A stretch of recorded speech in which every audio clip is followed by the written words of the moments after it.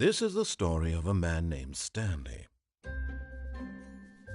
Stanley worked for a company in a big building where he was employee number 427. Employee number 427's job was simple. He sat at his desk in room 427 and he pushed buttons on a keyboard. Orders came to him through a monitor on his desk, telling him what buttons to push, how long to push them, and in what order. This is what employee 427 did every day of every month of every year. And although others might have considered it soul-rending, Stanley relished every moment that the orders came in, as though he had been made exactly for this job. And Stanley was happy. And then one day, something very peculiar happened. Something that would forever change Stanley. Something he would never quite forget. He had been at his desk for nearly an hour when he realized that not one single order had arrived on the monitor for him to follow. No one had showed up to give him instructions, call a meeting, or even say hi. Never in all his years at the company had this happened, this complete isolation. Something was very clearly wrong. Shocked, frozen solid, Stanley found himself unable to move for the longest time. But as he came to his wits and regained his senses, he got up from his desk and stepped out of his office.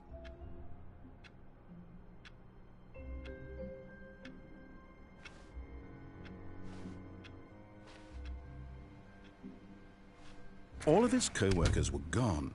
What could it mean? Stanley decided to go to the meeting room. Perhaps he had simply missed a memo.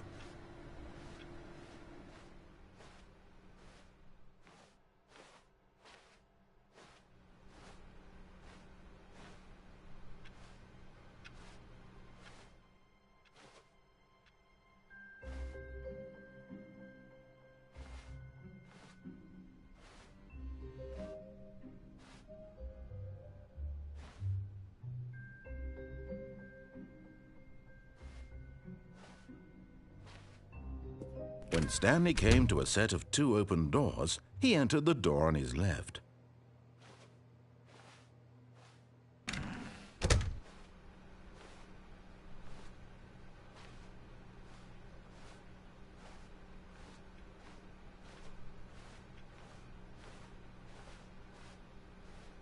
Yet there was not a single person here either. Feeling a wave of disbelief, Stanley decided to go up to his boss's office, hoping he might find an answer there.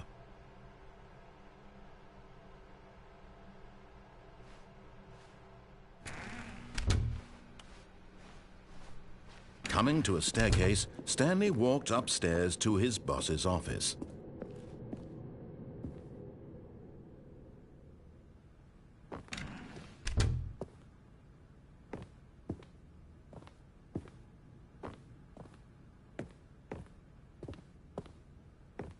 Stepping into his manager's office, Stanley was once again stunned to discover not an indication of any human life. Shocked, unraveled, Stanley wondered in disbelief who orchestrated this, what dark secret was being held from him. What he could not have known was that the keypad behind the boss's desk guarded the terrible truth that his boss had been keeping from him, and so the boss had assigned it an extra secret PIN number, 2845. But of course, Stanley couldn't possibly have known this.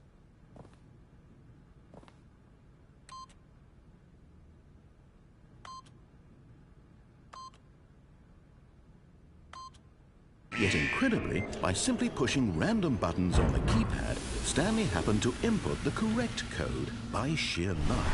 Amazing! He stepped into the newly opened passageway.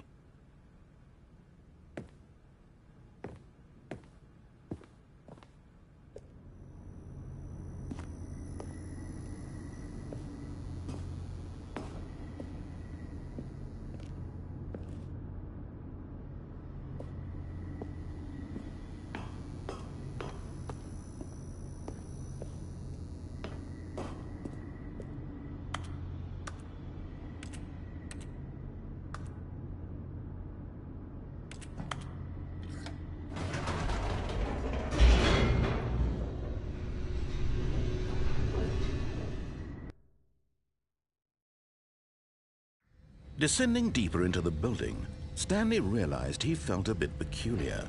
It was a stirring of emotion in his chest, as though he felt more free to think for himself, to question the nature of his job. Why did he feel this now, when for years it had never occurred to him? This question would not go unanswered for long.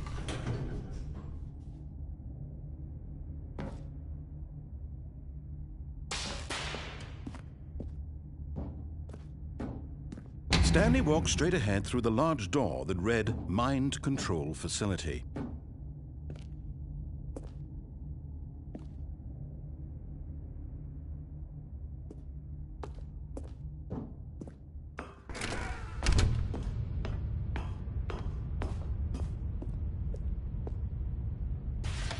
The lights rose on an enormous room packed with television screens.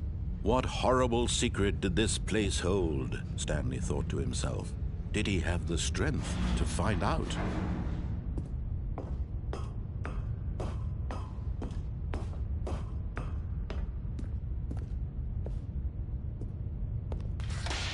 Now the monitors jumped to life, their true nature revealed. Each bore the number of an employee in the building, Stanley's co-workers. The lives of so many individuals reduced to images on a screen, and Stanley, one of them, eternally monitored in this place where freedom meant nothing.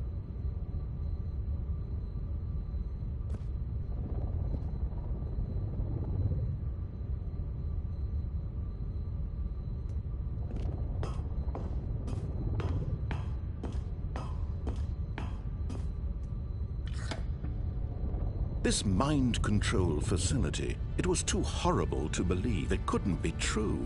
Had Stanley really been under someone's control all this time? Was this the only reason he was happy with his boring job? That his emotions had been manipulated to accept it blindly? No, he refused to believe it. He couldn't accept it. His own life in someone else's control? Never! It was unthinkable, wasn't it? Was it even possible? Had he truly spent his entire life utterly blind to the world? But here was the proof, the heart of the operation. Controls labeled with emotions, happy or sad or content. Walking, eating, working, all of it monitored and commanded from this very place. And as the cold reality of his past began to sink in, Stanley decided that this machinery would never again exert its terrible power over another human life. For he would dismantle the controls once and for all.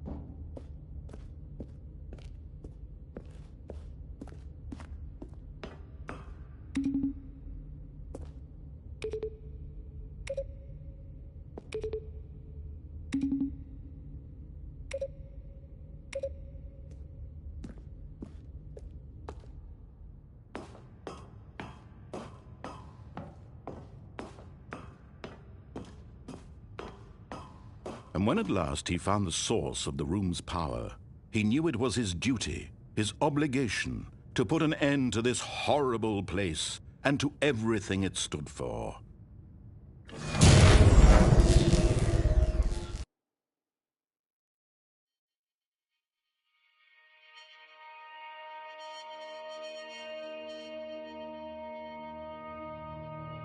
Blackness and a rising chill of uncertainty.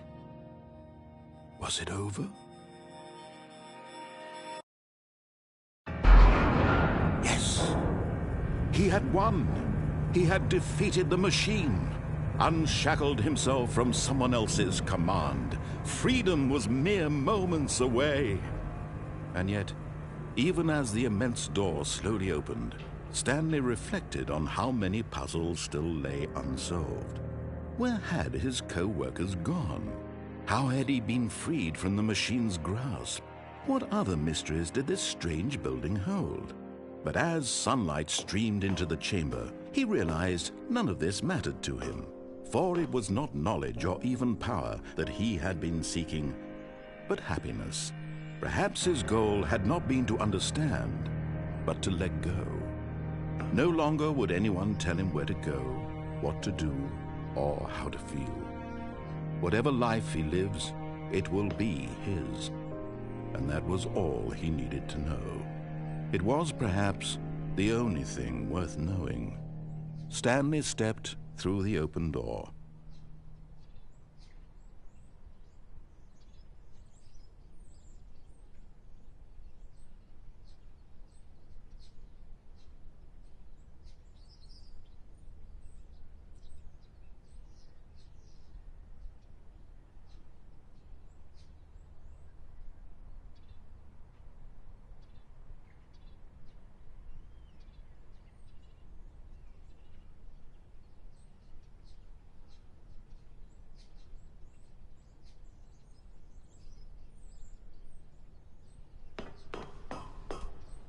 Stanley felt the cool breeze upon his skin, the feeling of liberation, the immense possibility of the new path before him. This was exactly the way, right now, that things were meant to happen. And Stanley was happy.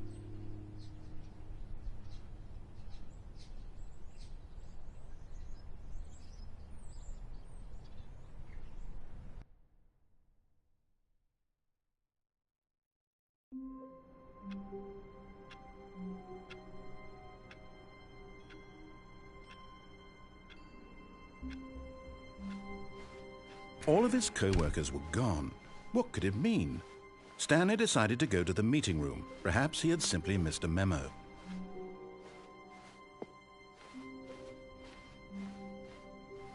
When Stanley came to a set of 2 open doors, he entered the door on his left.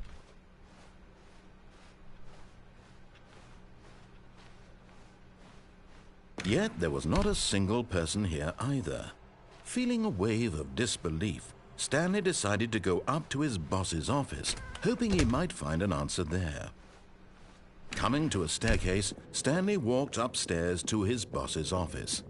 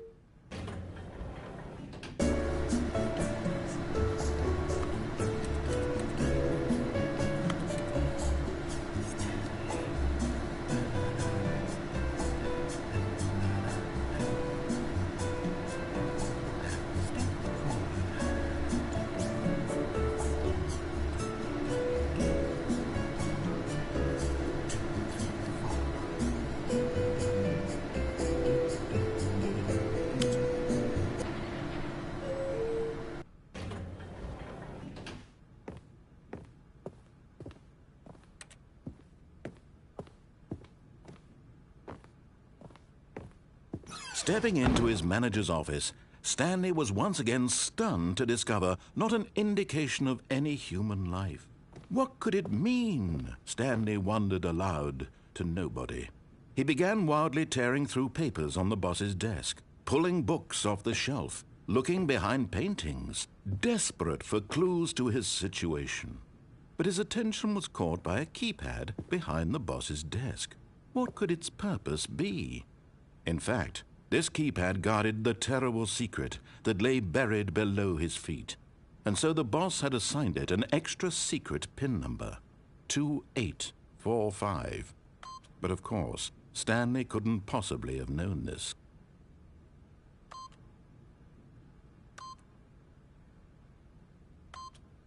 Yet incredibly, by simply pushing random buttons on the keypad, Stanley happened to input the correct code by sheer luck. Amazing. He stepped into the newly opened passageway.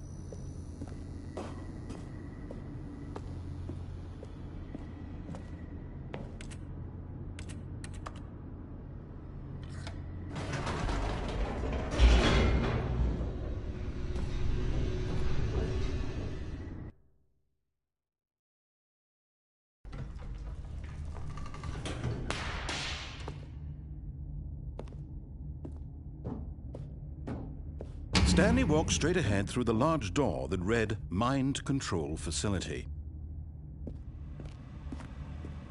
Although this passageway had the word Escape written on it, the truth was that at the end of this hall, Stanley would meet his violent death.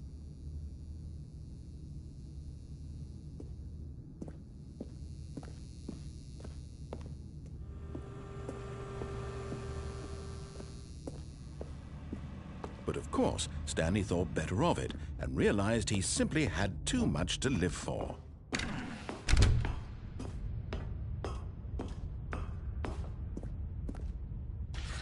The lights rose on an enormous room packed with television screens.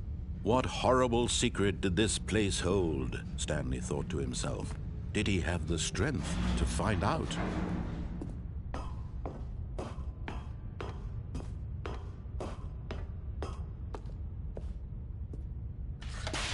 Now the monitors jumped to life, their true nature revealed. Each bore the number of an employee in the building, Stanley's co-workers. The lives of so many individuals reduced to images on a screen, and Stanley, one of them, eternally monitored in this place where freedom meant nothing.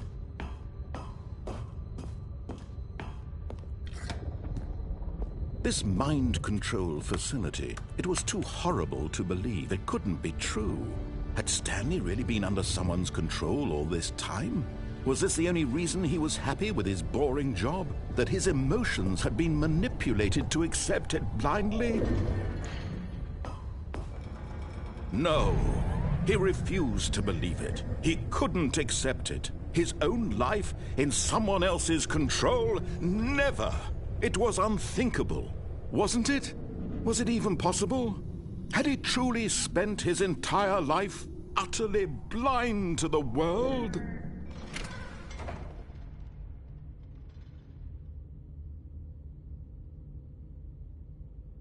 But here was the proof, the heart of the operation. Controls labeled with emotions, happy or sad or content, walking, eating, working, all of it monitored and commanded from this very place. And as the cold reality of his past began to sink in, Stanley decided that this machinery would never again exert its terrible power over another human life. For he would dismantle the controls once and for all.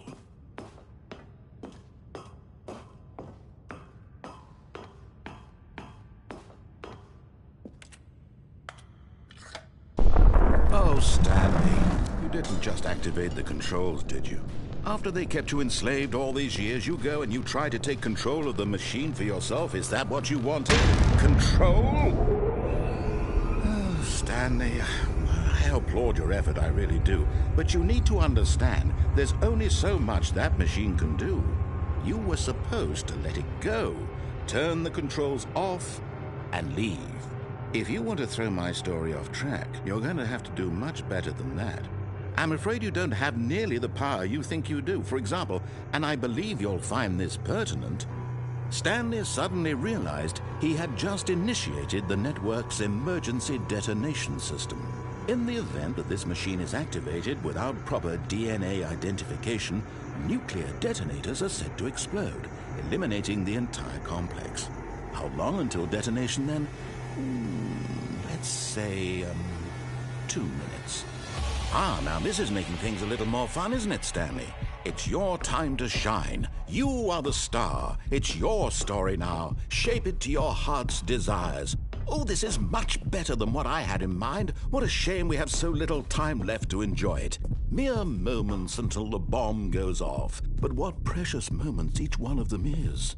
More time to talk about you, about me, where we're going, what all this means. I barely know where to start. What's that? You'd like to know where your co-workers are? A moment of solace before you're obliterated? All right, I'm in a good mood. You're gonna die anyway. I'll tell you exactly what happened to them. I erased them. I turned off the machine. I set you free. Of course, that was merely in this instance of the story. Sometimes when I tell it, I simply let you sit there in your office forever, pushing buttons endlessly and then dying alone. Other times, I let the office sink into the ground, swallowing everyone inside, or I let it burn to a crisp. I have to say this, though, this version of events has been rather amusing. Watching you try to make sense of everything and take back the control wrested away from you, it's quite rich. I almost hate to see it go. But I'm sure whatever I come up with on the next go-around will be even better. My goodness, only 34 seconds left. But I'm enjoying this so much. You know what? To hell with it. I'm going to put some extra time on the clock. Why not? These are precious additional seconds, Stanley. Time doesn't grow on trees. Oh dear me, what's the matter, Stanley? Is it that you have no idea where you're going or what you're supposed to be doing right now? Or did you just assume when you saw that timer that something in this room was capable of turning it off? I mean, look at you. Running from button to button, screen to screen, clicking on every little thing in this room. These numbered buttons, no, these colored ones. Or maybe this big red button, or this door. Everything, anything, something here will save me. Why would you think that, Stanley? That this video game can be beaten? Won? Solved? Do you have any idea what your purpose in this place is? Stanley, you're in for quite a disappointment. But here's a spoiler for you. That timer isn't a catalyst to keep the action moving along. It's just seconds ticking away to your death. You're only still playing instead of watching a cutscene because I want to watch you for every moment that you're powerless. To see you made humble. This is not a challenge. It's a tragedy. You wanted to control this world, that's fine. But I'm going to destroy it first, so you can't. Take a look at the clock, Stanley. That's 30 seconds you have left to struggle. 30 seconds until a big boom and then nothing. No ending here, just you being blown to pieces. Will you cling desperately to your frail life, or will you let it go peacefully? Another choice. Make it count, or don't. It's all the same to me, all a part of the joke. And believe me, I will be laughing at every second of your inevitable life from the moment we fade in until the moment I say, happily ever after.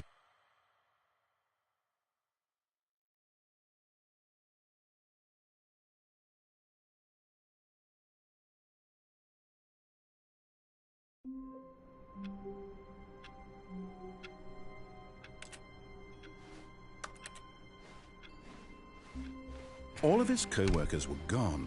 What could it mean? Stanley decided to go to the meeting room. Perhaps he had simply missed a memo.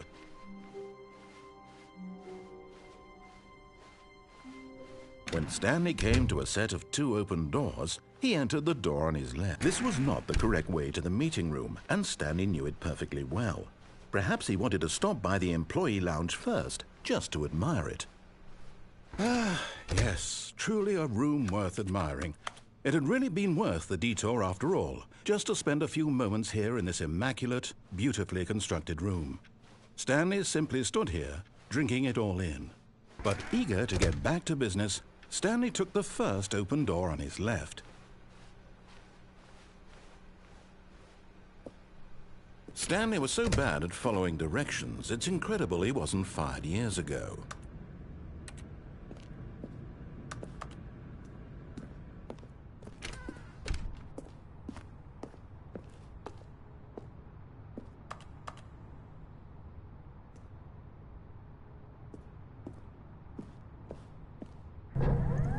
Look, Stanley, I think perhaps we've gotten off on the wrong foot here. I'm not your enemy, really, I'm not. I realize that investing your trust in someone else can be difficult, but the fact is that the story has been about nothing but you all this time. There's someone you've been neglecting, Stanley. Someone you've forgotten about. Please, stop trying to make every decision by yourself. Now, I'm not asking for me, I'm asking for... This is it, Stanley. Your chance to redeem yourself.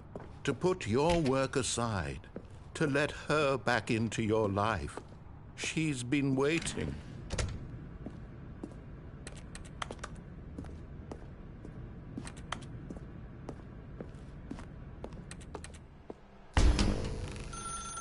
That's her, Stanley. You need to be the one to do this. To reach out to her. If you can truly place your faith in another, then pick up the phone.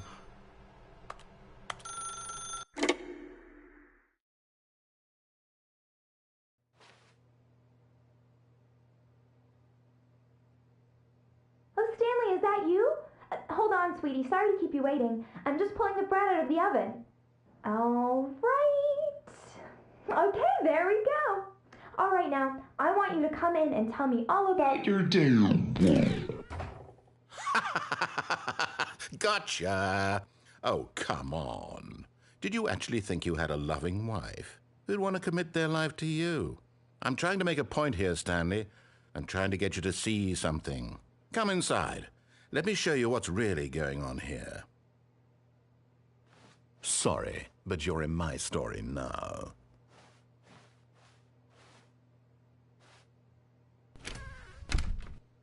This is a very sad story about the death of a man named Stanley. Stanley is quite a boring fellow. He has a job that demands nothing of him, and every button that he pushes is a reminder of the inconsequential nature of his existence. Look at him there, pushing buttons, doing exactly what he's told to do. Now he's pushing a button. Now he's eating lunch. Now he's going home. Now he's coming back to work. One might even feel sorry for him, except that he's chosen this life. But in his mind, in his mind he can go on fantastic adventures. From behind his desk, Stanley dreamed of wild expeditions into the unknown, fantastic discoveries of new lands. It was wonderful. And each day that he returned to work was a reminder that none of it would ever happen to him.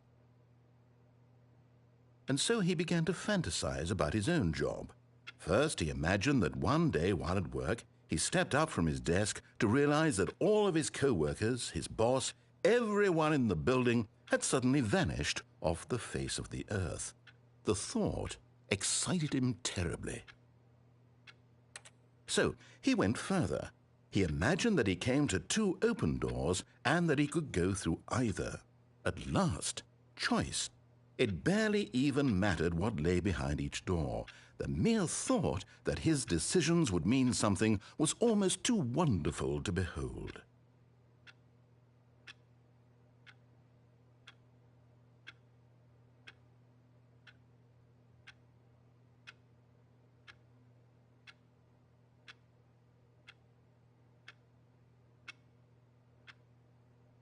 As he wandered through this fantasy world, he began to fill it with many possible paths and destinations. Down one path lay an enormous round room with monitors and mind controls. And down another was a yellow line that weaved in many directions. And down another was a game with a baby. And he called it the Stanley Parable. It was such a wonderful fantasy, and so in his head he relived it again and then again and again, over and over, wishing beyond hope that it would never end, that he might always feel this free.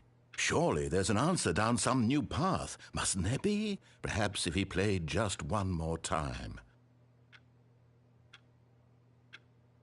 But there is no answer. How could there possibly be? In reality, all he's doing is pushing the same buttons he always has. Nothing has changed. The longer he spends here, the more invested he gets, the more he forgets which life is the real one. And I'm trying to tell him this, that in this world he can never be anything but an observer, that as long as he remains here, he's slowly killing himself. But he won't listen to me. He won't stop. Here, watch this. Stanley, the next time the screen asks you to push a button, do not do it. You see? Can he just not hear me? How can I tell him in a way that he'll understand that every second he remains here, he's electing to kill himself? How can I get him to see what I see? How can I make him look at himself?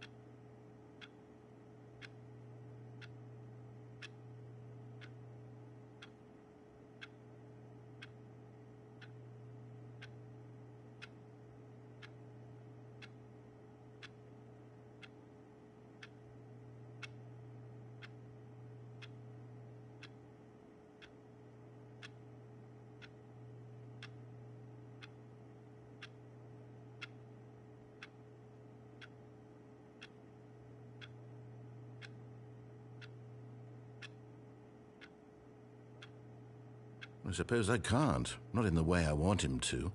But I don't make the rules. I simply play to my intended purpose, the same as Stanley. We're not so different, I suppose. I'll try once more to convey all this to him. I'm compelled to. I must. Perhaps, well, maybe this time he'll see. Maybe this time. And I tried again, and Stanley pushed a button. And I tried again, and Stanley pushed a button. And I tried.